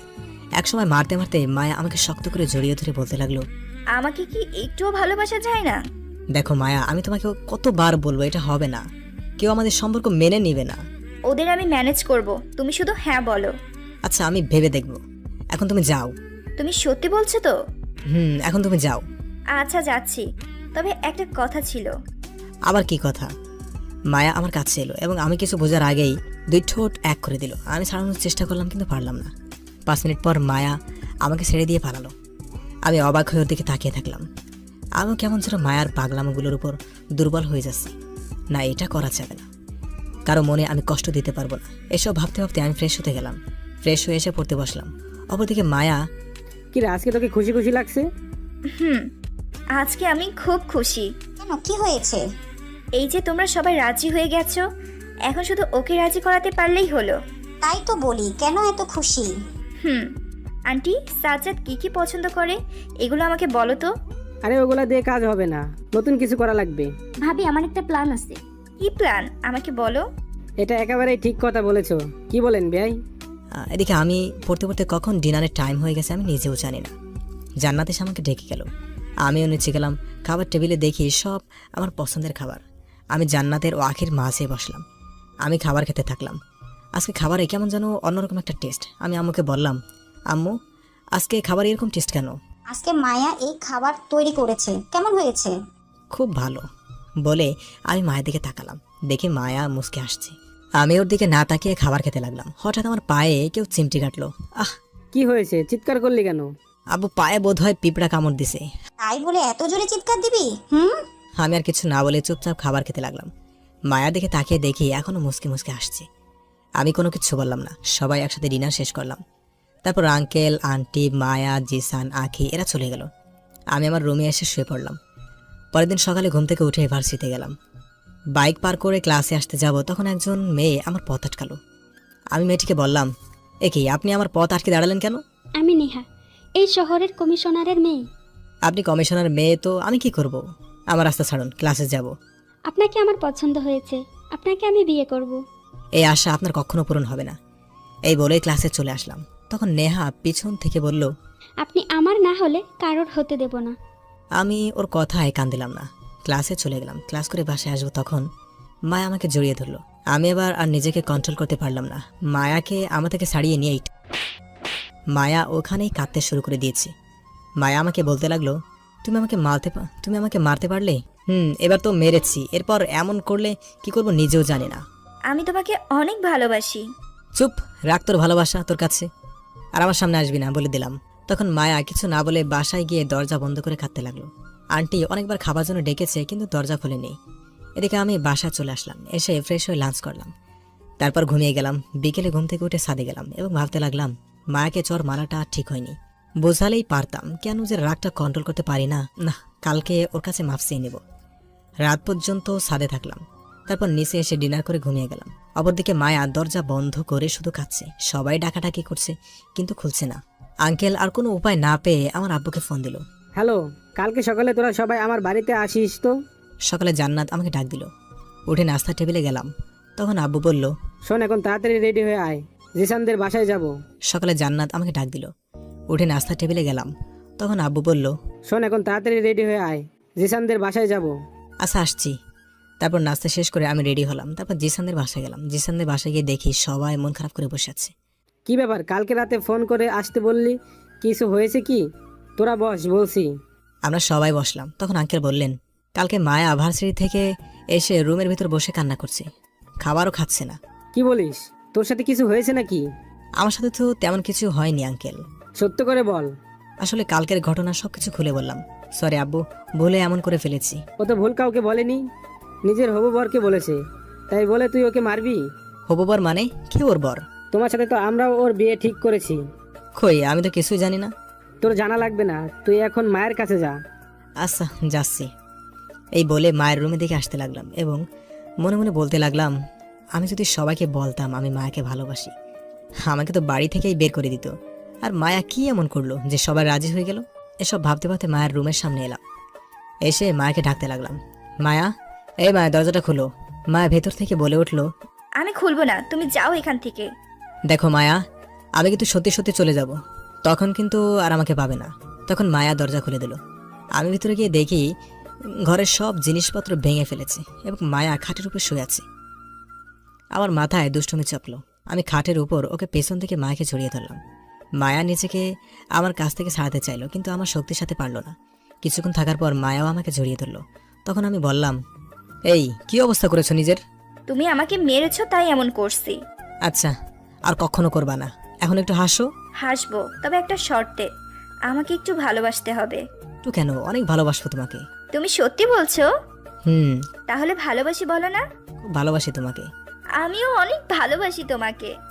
আমি ওকে জড়িয়ে ধরলাম। অনেকক্ষণ এভাবে থাকার পর আমি বললাম, মায়া, বাবু বলো, কি বলবে? তুমি নাকি কালকে থেকে কিছুই খাওনি? হুম। কেন খাওনি? চলো এখন খাবে। আচ্ছা তুমি ফ্রেশ হয়ে এসো, আমি খাবার নিয়ে আসছি। মায়া ফ্রেশ হতে হলো। আমি নিচে চলে এলাম এবং আন্টিকে বললাম, আন্টি মায়ের খাবারটা দিন তো। ও কি এখন খাবার খাবে? খাবে। এরপর যদি ওকে মেরেছিস বা বকা দিছিস, তোর অবস্থা খারাপ করব।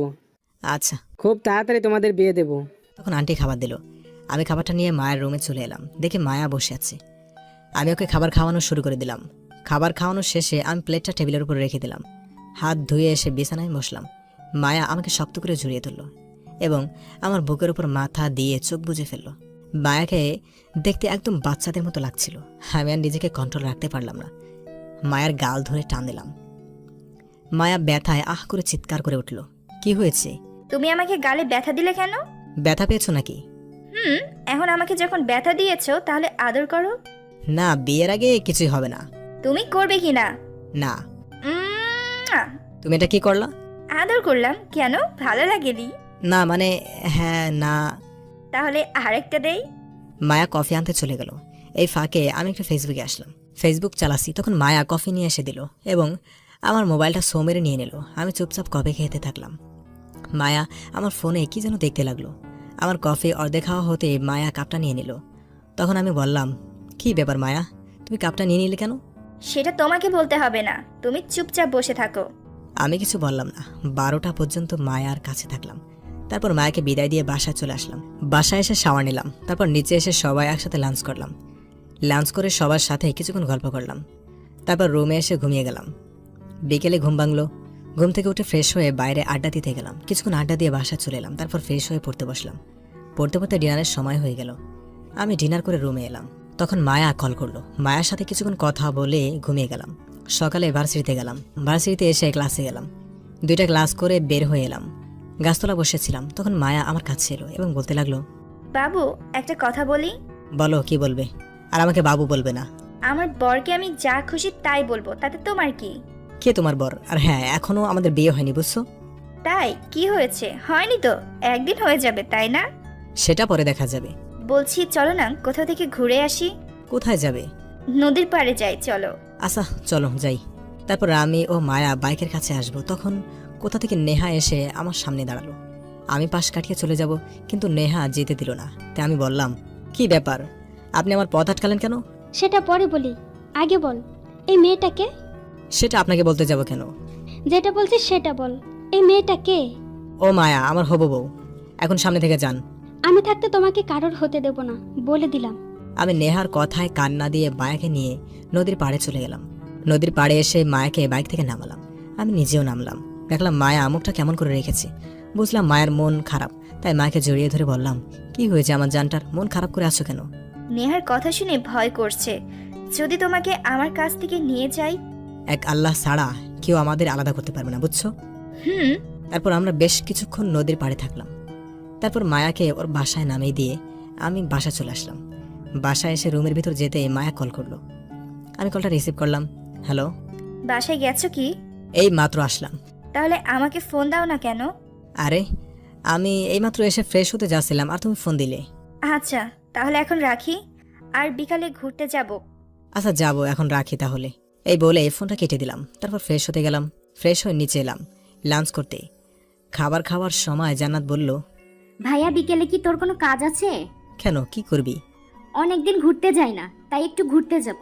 আচ্ছা বিকেলে রেডি থাকিস। আচ্ছা। তারপর লাঞ্চ শেষ করে আমি আমার রুমে চলে এলাম। তারপর বিছানায় গাটা এলিয়ে দিলাম। শরীর ক্লান্ত থাকায় ঘুমিয়ে গেলাম। বিকেলে জান্নাতের ডাকে ঘুম ভাঙলো। উঠে ফ্রেশ হতে গেলাম। ফ্রেশ হয়ে এসে রেডি হলাম। তারপর জান্নাতকে নিয়ে বের হলাম মায়াদের বাসার দিকে। মায়াদের বাসার সামনে এসে মায়াকে রেডি হতে আসতে বললাম।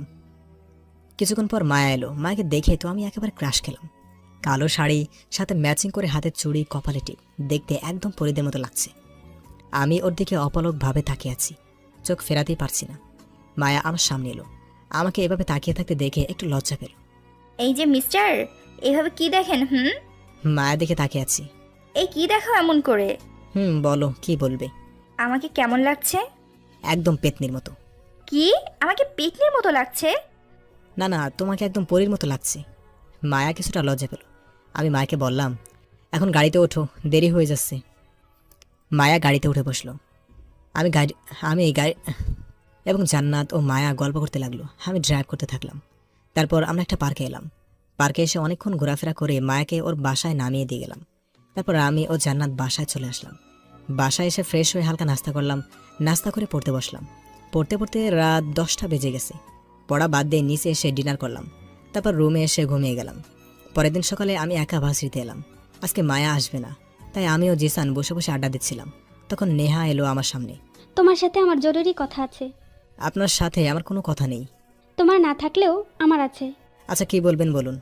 নেহা আমার হাত ধরে মাঠের মাঝখানে নিয়ে এলো এবং বলতে লাগলো, আমি যেদিন প্রথম দেখেছিলাম সেদিন তোমাকে ভালোবেসে ফেলেছি, তাই আই লাভ ইউ। দেখো নেহা, আমি তোমাকে আগেও বলেছি আমি তোমাকে ভালোবাসি না। তোকে তো আমাকে ভালোবাসতেই হবে। তোকে অনেক দেখেছি, আর না দেখবো তুই আমার কি করতে পারিস। সাহস থাকলে আমার কিছু করে দেখাস। এই বলে আমি বাসায় চলে আসলাম। মেজাজটাই খারাপ করে দিল। রুমে এসে 1 ঘন্টা শাওয়ার নিলাম। তারপর বের হলাম। নিচে এসে লাঞ্চ করলাম। বিকেলে একটু মার্কেটে গেলাম, কিছু কেনাকাটা করবো দেখে। কেনাকাটা শেষ করে বাসার উদ্দেশ্যে রওনা দিলাম। মাঝপথে একটা কালো গাড়ি এসে আমাকে জোরে ধাক্কা মারলো। আমি ছিটকে গিয়ে পিলারের সাথে আঘাত পেলাম। তারপর আর কিছু মনে নেই। যখন চোখ খুললাম দেখি আমি একটা কেবিনে আছি। চারিদিকে ভালো করে দেখে বুঝলাম এটা হাসপাতাল। আমার বুকের উপর কিছু ভারী ভারী লাগছে। শ্বাস নিতে কষ্ট হচ্ছে। বুকের দিকে তাকিয়ে দেখি মায়া আমার বুকের উপর ঘুমিয়ে আছে। খেয়াল করলাম মায়ার চোখের নিচে কালো দাগ। আগের থেকে অনেক রোগা হয়ে গেছে। আমি মায়ার মাথায় হাত দিতেই মায়ের ঘুম ভেঙে গেল। আমার জ্ঞান ফিরেছে দেখে আমাকে জড়িয়ে ধরে কান্না করতে লাগলো। ও চুমু খেতে লাগলো। কি হয়েছে, এত কান্না করছো কেন? চুপ, একটা কথা বলবে না। এই 3 দিন অনেক কষ্ট দিছ আমাকে। 3 দিন মানে কিছুই বুঝলাম না। আজ 3 দিন পর তোমার জ্ঞান ফিরছে। জানো, এই 3 দিন তোমার সাথে কথা বলতে পারি নাই। 3 দিন যেন 3 বছর মনে হয়েছে। আমি মায়ের চোখে জল মুছে দিয়ে জড়িয়ে ধরে বললাম, দেখো আমার কিছুই হয়নি, আমি একদম ঠিক আছি। আমাকে ছেড়ে যেও না প্লিজ। যাব না। খাবার খেয়েছো কি? না। তাহলে সবাইকে আসতে বলো এবং তোমার জন্য খাবার আনতে বলো। আচ্ছা বলছি। তারপর মায়া বাড়ির সবাইকে খবর দিল। কিছুক্ষণ পর আব্বু, আম্মু, জান্নাত, আঙ্কেল, আন্টি সবাই এলো। আম্মু ও জান্নাত আমার জ্ঞান ফেরা দেখে জড়িয়ে ধরে কেঁদে দিয়েছে। তারপর আব্বু আমাকে বলতে লাগলো, তোর অ্যাক্সিডেন্ট হলো কিভাবে? সব খুলে বললাম, যেটা আপনারা জানেন। আচ্ছা, এখন তোর কেমন লাগছে? আগের থেকে অনেক ভালো। আমাকে এখানে কে নিয়ে এসেছে? কে? একটা ছেলে নিয়ে এসেছে। ছেলেটা কি এখন আছে নাকি চলে গেছে? ছেলেটা এখনো যায়নি, ও বাইরে দাঁড়িয়ে আছে। আব্বু, তাহলে তোমরা সবাই একটু বাইরে যাও আর ছেলেটাকে ভেতরে পাঠাও। আচ্ছা। তারপর মায়া সহ সবাই কেবিনের বাইরে চলে গেল। ও ছেলেটি ভিতরে এলো। আমি ছেলেটিকে বলতে লাগলাম, তাহলে তুমি আমাকে নিয়ে এসেছো এখানে? জি ভাইয়া। তোমার নাম কি? আমার নাম রাকিব। ধন্যবাদ দিয়ে ছোট করব না, শুধু একটা প্রশ্ন করব। বলেন, কি বলবেন? যে গাড়িটা আমাকে ধাক্কা দিয়েছে সেটার নাম্বারটা কি জানো? আমি আগে গাড়িটির নাম্বার নোট করে রেখেছিলাম। আচ্ছা, নাম্বারটা দাও। আর কোনো দরকার পড়লে আমাকে বলবে। আমার একটা চাকরি দরকার। তাহলে কালকে তুমি এখানে চলে যেও, তোমার চাকরি হয়ে যাবে। ধন্যবাদ ভাইয়া, অনেক বড় একটা উপকার করলেন। এই বলে ছেলেটি চলে গেল। আমি রাজু ভাইকে ফোন করলাম। আপনারা রাজু ভাইকে চিনবেন না, ওনার রাজনৈতিক পাওয়ার আছে, আমার পরিচিত, তাকে কল করলাম। হ্যালো। হ্যাঁ সাজ্জাদ, বলো। একটা নাম্বার লাগতো এবং গাড়িটি খুঁজে বের করে ওই ড্রাইভারের কাছ থেকে শোন আমাকে মারার জন্য কে বলেছিল। আচ্ছা, তুই নাম্বারটা দে। আমি রাজুকে গাড়ির নাম্বারটা দিলাম। তারপর মায়াকে ডাক দিলাম। মায়া কেবিনে প্রবেশ করলো। তারপর খাবার রেডি করে আমাকে খাইয়ে দিতে লাগলো। আমি মায়াকে বললাম, তুমিও তো খাওনি, তুমি আবার কখন খাবে? আগে তুমি একটু খাও, তারপর আমি খাবো। না, তুমি আমার সাথে খাবে। 1 লোকমা তুমি খাও, 1 লোকমা আমাকে দাও। আচ্ছা। তারপর খাবারটা শেষ করলাম। কিছুক্ষণ পর ডাক্তার এলো। ডাক্তার এসে আমাকে বলল, এখন কেমন আছেন? আগের থেকে অনেক ভালো। ওকে কি আজকে বাড়ি নিয়ে যেতে পারবো? ওনাকে কালকে নিয়ে যেতে পারবেন, তবে ওনাকে বিশ্রাম নিতে হবে। ঠিক আছে। ডাক্তার চলে গেল। তখন আব্বু কেবিনে প্রবেশ করলো। কালকে এসে তোকে নিয়ে যাব। আচ্ছা ঠিক আছে। তারপর সবাই চলে গেল, কিন্তু মায়া আমার কাছে আছে। আমি মাকে বললাম, তুমি চলে গেলে না কেন? আমি চলে গেলে আমার বাবুটাকে কে দেখবে শুনি? তাও ঠিক, কিন্তু তুমি নিজের শরীরের অবস্থা করেছো কি? তোমার কথা ভাবতে ভাবতে নিজের দিকে আর তাকাইনি। আচ্ছা ঠিক আছে। মায়া আমাকে শক্ত করে জড়িয়ে ধরে আমার বুকে শুয়ে রইল। দেখে মনে হচ্ছে ওর মন খারাপ। তাই আমি মাকে বললাম, আমার বাবুইনিটার মন খারাপ কেন? তুমি আমাকে একটুও ভালোবাসো না। কে বলেছে আমি তোমাকে ভালোবাসি না? আমি তোমাকে অনেক বেশি ভালোবাসি। যদি আমাকে ভালোবাসতে তাহলে এতক্ষণ আমাকে আদর করতে। আচ্ছা, সেই জন্য মন খারাপ? শোনো, যা করার সব বিয়ের পর করব, ঠিক আছে? না, তুমি আমাকে এখন আদর করবে। আচ্ছা আসো। এই বলে মায়ের কপালে একটা ভালোবাসার পরশ এঁকে দিলাম। কিন্তু মায়া আমার দিকে রাগী লুকে তাকালো এবং বলতে লাগলো, এইটা কি ছিল? কেন তোমাকে আদর করলাম? এইটাকে কেউ আদর বলে? আমি পারি না তো। আসো তাহলে আমি তোমাকে শিখিয়ে দেই। এ বলে মায়া চার ঠোঁট এক করে দিল। আমি ছাড়ানোর চেষ্টা করলাম কিন্তু পারলাম না। আমি রেসপন্স দিতে থাকলাম। টানা 10 মিনিট পর মায়া আমাকে ছেড়ে দিল। আমরা দুজনেই হাঁপাতে লাগলাম। আমার এভাবে হাঁপাতে দেখে মায়া হাসতে লাগলো। আমি বলতে লাগলাম, এভাবে কেউ কি কিস করে? আর একটু হলেই তো আমি মরে যেতাম। এই খবরদার মোরার কথা মুখেও তুলবে না, বলে দিলাম। আচ্ছা, তুলবো না, এখন ঘুমিয়ে পড়ো। তারপর মায়া আমাকে জড়িয়ে ধরে ঘুমিয়ে গেল। পরের দিন আমাকে বাসায় নিয়ে আসা হলো। আমাকে আমার রুমে দিয়ে গেল। আমার সাথে মায়া থাকবে, আমার দেখাশোনা করার জন্য। রুমে এসে ঘুমিয়ে গেলাম। যখন ঘুম ভাঙলো তখন দেখি মায়া আমার বুকের উপর শুয়ে আছে। ওকে দেখতে একদম বাচ্চাদের মতো লাগছে। আমি আর ঘুমন্ত চেহারার দিকে তাকিয়ে থাকলাম। কিছুক্ষণ থাকার পর মায়ার ঘুম ভেঙে গেল। মায়া উঠে দেখে আমি তার দিকে তাকিয়ে আছি। আমাকে এভাবে ওর দিকে তাকিয়ে থাকতে দেখে মায়া বলল, কি দেখো এরকম করে? তোমাকে তোমাকে যত দেখছি ততই তোমাকে ভালোবেসে ফেলেছি। যা দুষ্টু, তুমি থাকো, আমি নাস্তা নিয়ে আসছি। এই বলে মায়া নাস্তা আনতে চলে গেল। আমি উঠে ওয়াশরুমের দিকে যাব, তখন আমার ফোনটা বেজে উঠলো। আমি ফোনের দিকে তাকিয়ে দেখি রাজু কল করেছে। আমি সাথে সাথে ফোনটা রিসিভ করলাম এবং বলতে লাগলাম, হ্যাঁ রাজু বল। তুই যে গাড়ির নাম্বার দিয়েছিলি ওই গাড়ির নাম্বারটাকে ধরেছিলাম। তো ড্রাইভার কি বলল? কোনো নেহা ও নেহাল এই নামে দুইজন তোকে মারার জন্য টাকা দিয়েছিল, কিন্তু খোঁজ নিয়ে জানতে পারি যে ওরা 2 দিন আগে রোড অ্যাক্সিডেন্টে মারা গেছে। ধন্যবাদ, তাহলে আপদ বিদায় হয়েছে। দরকার বললে আবার বলিস। আচ্ছা বাই। বাই। এই বলে ফোন কেটে দিল। আমি জানতাম এই কাজটা নেহা করেছে, কিন্তু ওর সাথে আমার কিসের শত্রুতা যে ও আমার সাথে এমন করবে? যাক, শেষে ওর শাস্তিও পেয়েছি। তারপর আমি চলে গেলাম ফ্রেশ হতে। ফ্রেশ হয়ে বের হয়ে দেখি মায়া খাবার প্লেট নিয়ে বসে আছে। আমি গিয়ে ওর পাশে বসলাম। মায়া আমাকে খাইয়ে দিতে লাগলো। আমি মায়াকে বললাম, তুমি খাবার খাইছো কি? না, তুমি আগে খাও, তারপর আমি খাবো। আমি বুঝলাম ব্যাপারটা তাই। আমি উঠে হাত ধুয়ে এসে মায়াকে খাইয়ে দিতে লাগলাম। মায়াও আমাকে খাইয়ে দিতে লাগলো। তো এভাবে খাবার খেয়ে মায়াকে পাশের রুমে গিয়ে ঘুমাতে বললাম। মায়া তো এই রুমে যাবেই না বলছে। আমি তোমার বুকের উপর শুয়ে থাকবো। দেখো মায়া, বিয়ের আগে এসব ঠিক না কিন্তু। বিয়ে, তাই না? দাঁড়াও, আজকে আমি তোমাকে বিয়ে করব। এই বলে মায়া সবাইকে ডাকতে লাগলো। এক ডাক দেওয়ার সাথে সাথে সবাই হাজির হয়ে গেল। তখন আব্বু আমার রুমে এসে বলল, কি হয়েছে, এভাবে চিল্লাচ্ছ কেন? আঙ্কেল, আমি সাজ্জাদকে আজকে বিয়ে করতে চাই। এত তাড়া কিসের? আমি কিছুই শুনতে চাই না, আজকে বিয়ে করব। আগে পড়াশোনা শেষ হোক। আচ্ছা, আমি তোমার আব্বুর সাথে কথা বলছি। আচ্ছা। তারপর আব্বু মায়ের সাথে কথা বলতে রুমের বাইরে চলে গেল। কিছুক্ষণ পর আব্বু রুমের ভেতরে এসে বলল, তোমাদের বিয়ে দিব, তবে 10 দিন পর। সাজ্জাদ আমার একমাত্র ছেলে, তাই অনেক বড় করে বিয়েটা দেব। আচ্ছা ঠিক আছে। তারপর সবাই চলে গেল। আমি মাকে জোর করে পাশের রুমে পাঠিয়ে দিলাম এবং ভাবতে লাগলাম, শরীরের অবস্থা, তার উপর আবার বিয়ে, ভাবা যায়। এসব ভাবতে ভাবতে ঘুমিয়ে গেলাম। হারিয়ে গেলাম ঘুমের রাজ্যে। মাঝরাতে আমার পাশে হাত দিয়ে দেখি কোলবালিশ আছে। আমার আবার বদ অভ্যাস, কোলবালিশ জড়িয়ে ধরে ঘুমিয়ে পড়ি। তাই কোলবালিশটাকে জড়িয়ে ধরে ঘুমিয়ে গেলাম। সকালে ঘুম ভাঙলো। চোখ খুলে দেখি আমি মায়াকে, আর মায়া আমাকে জড়িয়ে ধরে ঘুমিয়ে আছে। আমি তাড়াতাড়ি মায়াকে ডাকলাম। মায়া ঘুম থেকে উঠে আমাকে বলল, কি মহারাজ, তোমার ঘুম কেমন হলো? অনেক ভালো, কিন্তু তুমি এখানে কখন এলে? রাত 3টার সময়। আমার ওই রুমে একা শুতে ভয় লাগছিল, তাই তোমার কাছে এসে ঘুমিয়ে পড়ি। আমি যদি কিছু করে ফেলতাম তাহলে কি হতো বলো তো? কিছুই হতো না, যা হবার আমার বরের সাথেই হতো। এখনো বিয়ে হয়নি আর তুমি বরবার বলছো। হয়নি তো, হবেই তো, তাই না? তবুও তুমি যাও, আমি ফ্রেশ হবো এখন। আচ্ছা যাচ্ছি। এই বলে মায়া আমার রুম থেকে চলে গেল। দেখতে দেখতে বিয়ের দিন চলে এলো। আজকে বিয়ে, পুরো বাড়িতে লোকজনে ভর্তি। বিকেলে আব্বু আমাকে একটা শেরওয়ানি দিল, পরে রেডি থাকতে বলল। আমি রেডি হয়ে চলে গেলাম মায়েদের বাড়িতে। কাজে এসে বিয়ে পড়িয়ে গেল। অবশেষে আমাদের বিয়েটা সম্পন্ন হলো। মায়াকে নিয়ে আমাদের বাড়িতে এলাম। জান্নাত এসে মায়াকে আমার রুমে নিয়ে গেল। আমি বাকি সবার মতো ছাদে চলে গেলাম। গিয়ে আমার কয়েকটা কাজিনদের সাথে আড্ডা দিতে লাগলাম। রাত বাজে 12টা। তখন আমার কাজিনরা আমাকে জোর করে ভেতরে ঢুকিয়ে দিল। আমি ভেতরে ঢুকে দরজা লক করে দিলাম। মায়া এসে আমার পাশ হয়ে সালাম করলো। তোমার স্থান আমার পায়ে নয়, আমার বুকে। যাও, এখন অজু করে এসো, নামাজ পড়বো। আচ্ছা। তারপর রোজু করে এসে দুজনে 2 রাকাত নফল নামাজ পড়লাম। তারপর মায়াকে নিয়ে খাটে বসলাম। তখন মায়া আমাকে বলল, আমার একটা আবদার রাখবে? আচ্ছা বলো, কি আবদার? আগে আমাকে কথা দাও, কখনো ছেড়ে যাবে না। কথা দিলাম, কখনো ছেড়ে যাব না। বলছি কি, আরে এত লজ্জা পাচ্ছ কেন? কি বলবে বলো না। আমার না একটা তোমার মতো কিউট বেবি লাগবে। আর এই কথা বলতে এতক্ষণ লাগে? চলো তাহলে মিশনটা শুরু করি, নাকি করবে না? আমি না করছি নাকি, আসো। তারপর আমি মায়ের কাছে গেলাম, 4 ঠোঁট এক করে দিলাম। তারপর আস্তে আস্তে বাকিটা ইতিহাস হয়ে